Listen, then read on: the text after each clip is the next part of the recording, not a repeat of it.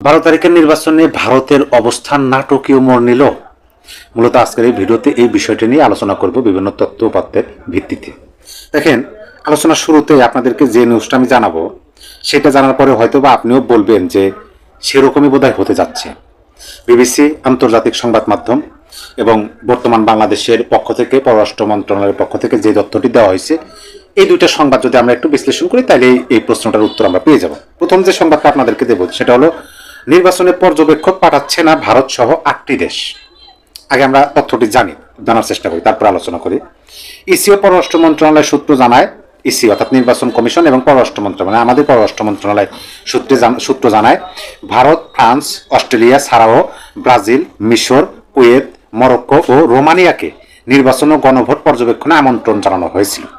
একই সঙ্গে দক্ষিণ এশিয়ার নির্বাচন ব্যবস্থাপনা সংস্থাগুলোর জোট forum of the election management bodies of south Asia, যেটাকে সংক্ষেপে বলা হয় FEMBOSA, একে আমন্ত্রণ পাঠানো হয়। তবে এসব দেশ ও সংস্থা থেকে এখন পর্যন্ত কোনো ইতিবাচক সাড়া পাওয়া যায়নি। সরকারের দায়িত্বশীল কর্মকর্তা জানান হাতে সময় আছে আর মাত্র 2 দিন। এই অবস্থায় সংশ্লিষ্ট দেশ ও সংস্থাগুলো পর্যবেক্ষক পাঠাবে এমন সম্ভাবনা খুব একটা দেখা যাচ্ছে না। তার মানে তারা পাঠাবে না, পাঠালে ইতিমধ্যেই তারা পাঠিয়ে দিতেন। এখন এই যে ভারত সহ 8টি দেশ এবং কয়েকটি আন্তর্জাতিক সংস্থা, তাদেরকে কি করছে সরকারের পক্ষ থেকে, অর্থাৎ ইউনুস সরকারের পক্ষ থেকে আমন্ত্রণ জানানো হয়েছে যে আমরা একটা ঐতিহাসিক কালজয়ী বিশ্বসেরা নির্বাচন করবো, আপনারা একটু পর্যবেক্ষক কমিটি পাঠান, প্রতিনিধি দল পাঠান, দেখেন আমরা কিভাবে নির্বাচন করি। তারা ওই আমন্ত্রণের জায়গায় আছে, তারা এ পর্যন্ত কোনো পর্যবেক্ষক দল পাঠায়নি। এই যে এই তথ্যটা যে দিলাম, এই তথ্যটা আপনারা একটু মনে রাখেন। তারপরে যে তথ্যটা আপনাদেরকে দেবো সেটা হলো যে বিবিসি বাংলা, আন্তর্জাতিক সংবাদ মাধ্যম, সেখানে যে বিষয়টি উঠে এসেছে তারা শিরোনাম করছে এবারের নির্বাচনকে ঘিরে ভারতের আগ্রহ আর নজর যে সব কারণে। মানে এইবারের নির্বাচন ঘিরে ভারতের আগ্রহ, আমাদের পার্শ্ববর্তী রাষ্ট্রের আগ্রহ এবং নজর যে কারণে নিউজে আপনারা নিউজটা পড়লে পেয়ে যাবেন। ওই যে প্রথমে যে সংবাদটা জানালাম না যে ভারত প্রতিনিধি দল পাঠাচ্ছে না পর্যবেক্ষক দল, এইটার সাথে এটা দেখেন মিল খুঁজে পাওয়া যাবে। এখানে বলা হয়েছে বাংলাদেশে 12 ফেব্রুয়ারির নির্বাচনের দিকে প্রতিবেশী ভারত যে অধীর আগ্রহ আর উৎকণ্ঠা নিয়ে তাকিয়ে আছে সেটা দিল্লিতে সুবিদিত।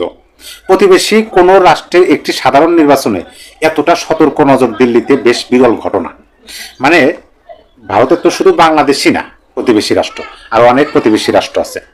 সেই প্রতিবেশী রাষ্ট্রের নির্বাচনে, বিশেষ এই 12 তারিখের নির্বাচনের দিকে ভারত যেমন নিবিড় পর্যবেক্ষণ করতেছে, এরকম ভাবে ভারতের ইতিহাসে অন্য কোনো রাষ্ট্রের নির্বাচনের দিকে ভারত তাকিয়ে থাকে নাই, বা তারা পর্যবেক্ষণ বা কি বলে নিবিড় ভাবে এটা পর্যবেক্ষণ করেন নাই।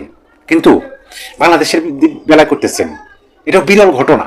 কেন করতেছেন দেখেন, এখানে তার প্রধান কারণ ভারতের জন্য এমন কতগুলো নতুন বা ব্যতিক্রমী জিনিস এই নির্বাচনে ঘটতে যাচ্ছে যা বিগত দেড় যুগের মধ্যে ঘটেনি। প্রথমত 3টা কারণ তারা তুলে ধরছে। প্রথমত, এই নির্বাচনের মধ্য দিয়ে অনেক বছর পর বাংলাদেশে এমন একটি রাজনৈতিক সরকার ক্ষমতায় আসতে চলছে যাতে আওয়ামী লীগ সরকার, মানে আওয়ামী লীগ থাকবে না। মানে এটাকে তো আদৌ ইতিহাস, এটা তো ইতিহাসের পাতায় নাই যে বাংলাদেশে একটা নির্বাচন হবে, সেই নির্বাচনে আওয়ামী লীগ নাই, এটাই প্রথম। ঢাকায় আওয়ামী লীগ সরকারের প্রায় অভ্যস্ত হয়ে যাওয়া দিল্লির জন্য এটি একটি নতুন বাস্তবতা যার সঙ্গে মানিয়ে নেওয়ার জন্য তাদের প্রস্তুতি সারতে হচ্ছে। মানে ভারত প্রস্তুতি নিচ্ছে যে পরিস্থিতি কোন দিকে যায়, কিভাবে কি হয়, এটার জন্য তারা প্রস্তুতি নিচ্ছে। এখন দ্বিতীয় কারণ হিসেবে তারা তুলে ধরছে তারেক রহমানের নেতৃত্বাধীন বিএনপি একক ক্ষমতায় সরকার গঠন করতে পারবে কিনা, জামাতে ইসলাম সরকারের অন্তর্ভুক্ত হবে কিনা, সেদিকেও ভারতের সতর্ক নজর রাখতে হচ্ছে। আর 3 নম্বর কারণটা বলি, তারপর আমরা আমাদের বিশ্লেষণ করার চেষ্টা করি।